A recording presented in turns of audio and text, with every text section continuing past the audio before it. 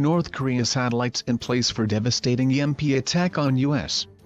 North Korea is planning to wipe out large parts of U.S. heartland and already has satellites in position for attack, an expert has shockingly claimed. The U.S. has moved nuclear bombers and their war fleet, the USS Carl Vinson, to the Korean peninsula ahead of any potential conflict and to increase pressure on the North.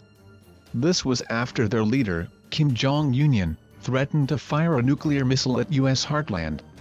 But a power grid expert claims North Korean missile activity could be to plan for a devastating EMP attack. Task Force on National and Homeland Security Executive Director Peter Vincent Price said, "I think what they are mainly going for is the unhardened electric grid. Transportation, communications, all of the other civilian critical infrastructure that we depend upon to keep our population alive." North Korea has already fired 2 satellites into orbit, and if a nuclear payload has been attached to these, then they have the capability to launch an attack.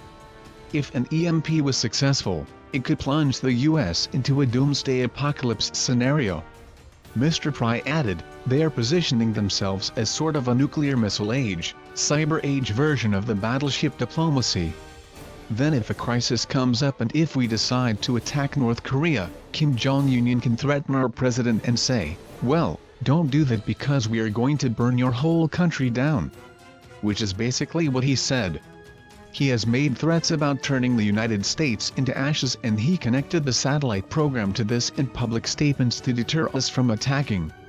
A former advisor for Ronald Reagan claimed North Korea could launch a devastating joint EMP attack with Iran. And former CIA Chief James Woolsey named EMP attacks as the most dangerous threat to the U.S. from the North. Scrap nukes and you can live. U.S. final offer for Kim Jong-un. The U.S. has made a final offer to North Korean leader Kim Jong-un as both nations stand on the verge of World War III. The tubby tyrant has vowed to reduce the U.S. and the White House to ashes with their nuclear arsenal. In the face of Kim's threats, Donald Trump has moved nuclear bombers and a giant war fleet to the Korean peninsula, where one false move could lead to full-scale war. But the U.S. has promised not to launch an assault on the Hermit Kingdom and let the rotund ruler continue his reign of terror, if he gives up his nukes.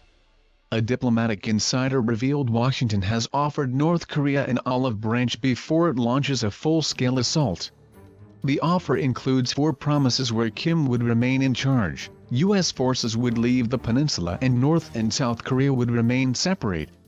U.S. Secretary of State Rex Tillerson, who admitted war with the despot nation was a reality, reportedly announced the plan, which was shared with President Xi Jinping of China. President Xi has reportedly passed this on to the North, and urged Washington to start negotiations for a peace treaty. But Kim has continued to threaten the U.S. with military strikes, telling them it is ready to wage a final sacred war at what it sees as warmongering by Trump.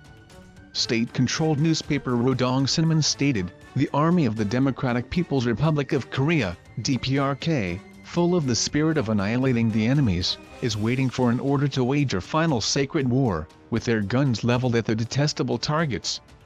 Our strike will all at once turn into sea of fire, completely destroying enemies and winning a final victory."